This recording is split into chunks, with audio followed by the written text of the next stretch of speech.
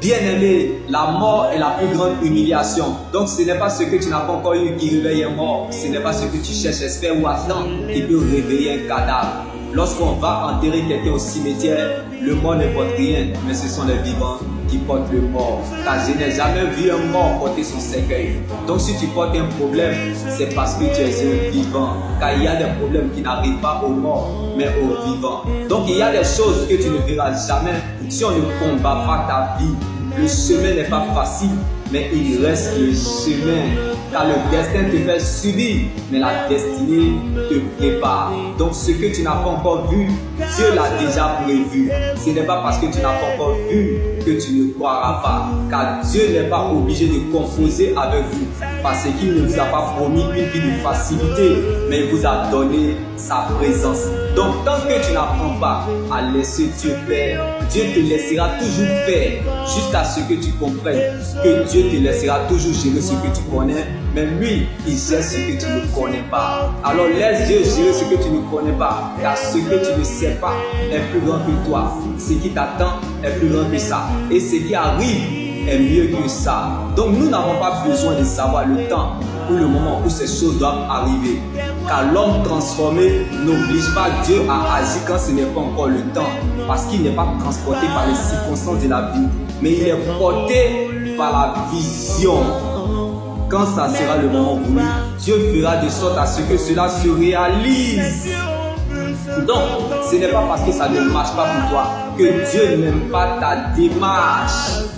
Alors, ne cherche pas à comprendre ce qui se passe, mais cherche plutôt à savoir comment il va finir. Jésus est la finalisation de ce qui commence. Donc, le désastre pour un être humain, c'est de perdre la vision de Dieu pour sa vie. Le Dieu que nous servons n'est pas un généraliste, mais un spécialiste dans le domaine. Il ne suit pas les larmes, mais il sèche les larmes. Donc il ne peut jamais mal finir ce qu'il a bien commencé. Même si le temps présent ne témoigne pas de toi, sache qu'il y a une fin qui t'attend. La personne à la promesse n'est pas la même personne au stade de l'accomplissement. Donc tu es plus grand que ton aujourd'hui. Même si le temps est contre toi, ce que tu vis aujourd'hui, ce n'est pas ce que tu seras demain. Donc ce qui est aujourd'hui peut changer demain. Ce qui te fait mal ou pleurer aujourd'hui sera la cause de ta louange demain. Et ce qui t'a fait mal hier et te trouve aujourd'hui deviendra un témoignage pour toi demain. Donc ne cherche pas à savoir comment Dieu va faire, mais cherche plutôt à savoir que Dieu va le faire. Car lorsqu'il t'attend la tête, il compte sur lui-même pour t'accompagner. Car lorsqu'il révèle un fait, il va jusqu'au bout de sa délivrance complète. Quand Dieu met son choix sur toi, sa souveraineté te rattrapera. Lorsque Dieu a une promesse sur toi, tu ne peux pas arrêter le message. Car nous avons déjà des problèmes qui dépassent les menaces, qui est l'éternité. Alors rachetons le temps, car les jours sont mauvais. Ne laisse personne te priver de ton éternité, qui est l'enjeu majeur de ton existence. Reste focalisé sur le Seigneur Jésus-Christ seul, car la preuve, la valeur et la raison de ton existence, c'est ton salut en Jésus. Alors où veux-tu aller et avoir une vie meilleure sans Jésus? Tu auras perdu ton existence et raté ton éternité avec Christ. Alors rappelle-toi que c'est à partir de tes décisions que la couleur de ton année sera décidée. Car ce que nous vivons sur la terre n'est pas ce que nous allons vivre dans l'éternité. Donc la fin de toute personne sur la terre est le commencement de son éternité. Alors acceptons le Christ afin de triompher de tout, même de la mort. Car la crainte de l'éternel Jésus est le commencement de la sagesse, mais Christ est la fin de la sagesse. Donc celui qui a une parole de Dieu prolonge sa vie, car Jésus est la bouche autorisée pour parler de l'éternité. Alors attache-toi à ce que tu crois, à la parole de Dieu.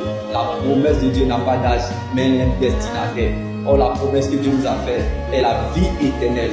Le désert est la face cachée de l'alliance. Ce n'est pas l'indifférence, mais la différence de sa présence, de son amour et de son esprit dans notre vie.